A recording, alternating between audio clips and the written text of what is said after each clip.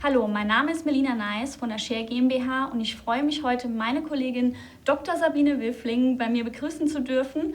Und Sabine, du hast aktuell ein super spannendes Projekt am Laufen. Das stimmt, Melina. Magst du mir verraten, wie dieses Projekt heißt und worum es dabei geht? Klar, das Projekt, in dem wir mitwirken, heißt Gaia-X.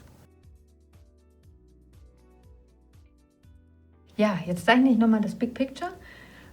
Was ist der Benefit von Gaia-X?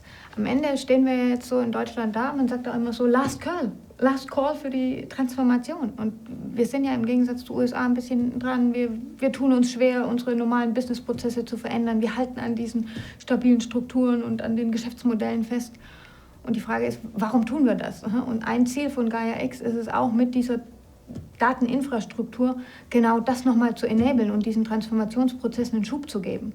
Also zu sagen, wie schaffe ich es als Unternehmen souverän in den Prozess der digitalen Transformation zu kommen. Da gehört klar, es gehört Kompetenz dazu in Richtung AI, in Richtung Analytics, also die ganzen technologischen Themen mit Big Data umzugehen. Aber es gehört auch dazu, jetzt erstmal dieses Enablement zu schaffen. Das heißt, diese Dateninfrastruktur, dass wir Daten einfach miteinander austauschen und auch dieses Bewusstsein, das sich ändert, dass ich sage, okay, ich will jetzt Daten bekommen. Klar, jeder will Daten von dem anderen bekommen, aber keine Daten teilen. Ja. Und dann ist die Fragestellung, wenn wir mit Gaia-X eine souveräne Dateninfrastruktur schaffen, die diese föderierten Werte und auch ethischen Prinzipien, die wir in Europa vertreten, wo wir sagen, Privacy Rules, wo wir sagen, einen sicheren Datenaustausch und eine einfache Shared Data Pools, auf die der eine sagen kann, da darfst du zugreifen, da darfst du nicht zugreifen. Und dann diese Innovation in den Services und in den neuen Geschäftsmodellen zu enablen. Das ist im Prinzip der Kern. Also digital souverän durch eine digitale Infrastruktur, digitale Souveränität für die einzelnen Unternehmen im Prinzip zu generieren.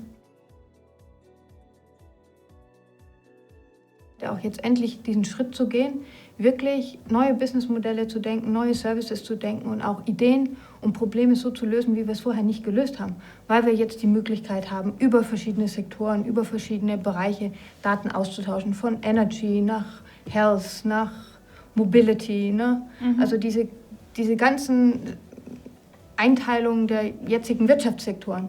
Wird es die in der Zukunft überhaupt noch so geben? Ne? Oder gehen wir beide auch so durchs Leben, ja, jetzt weiß das Hotel, die Sabine kommt, sie wollte das essen, jetzt habe ich schon mal angefragt, gibt es das?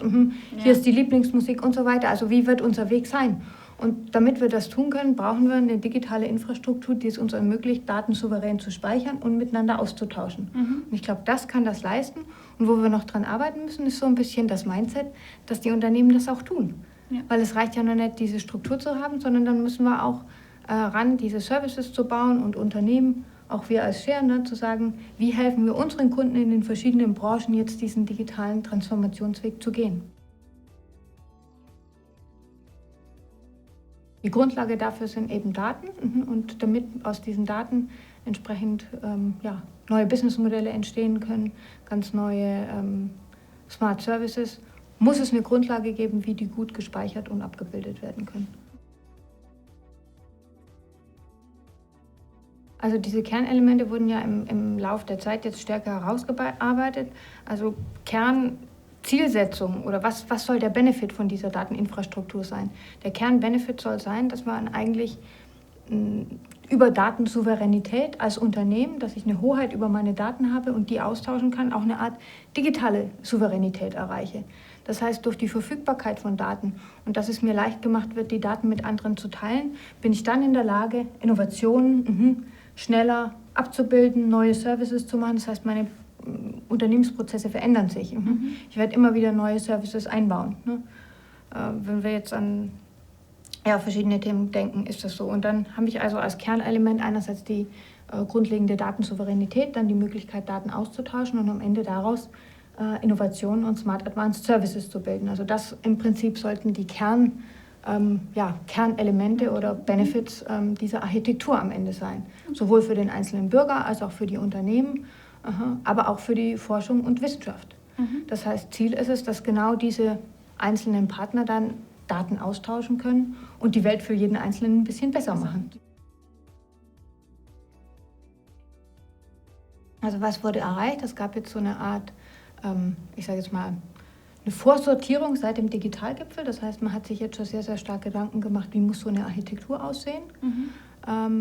Das heißt, auf einer Infrastrukturebene, kann man verschiedene Cloud-Provider, Edge-Provider etc. verbinden, um Daten in einer souveränen Art und Weise zu speichern, aber auch auf einer Infrastrukturebene miteinander zu teilen. Dann hat man sich Gedanken gemacht, wie verschiedene Services aussehen können, die diese föderierten Eigenschaften wie Trust, Identity Management, einen souveränen Datenaustausch überhaupt zu ermöglichen, das abzubilden. Und dann hat man sich auf einer oberen Ebene noch Gedanken gemacht, wenn wir dieses Infrastrukturökosystem, also diese unterschiedlichen, Cloud-Service-Provider jetzt miteinander verknüpft haben, auch eine Möglichkeit haben, dass wir jetzt diese Daten erstmal speichern können und miteinander austauschen können. Was passiert dann?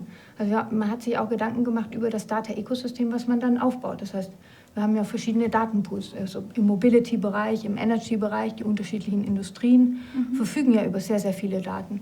Und da hat man sich auch schon Gedanken gemacht, hat Unternehmen mit einbezogen, die jetzt sagen, ich möchte genau meine Daten hier mit einbringen, ich möchte meine Use Cases, meine Anwendungen hier mit einbringen. Das heißt, auf beiden Ebenen der Architektur haben schon Arbeiten stattgefunden.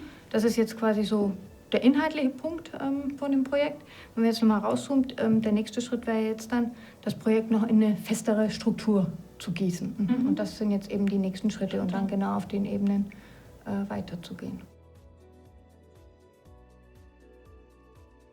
Wir haben uns daran beteiligt, um zu sagen, wir stehen jetzt an dem Punkt, wo wir eigentlich digitale Transformation nach vorne treiben müssen, wo wir Unternehmen enablen müssen.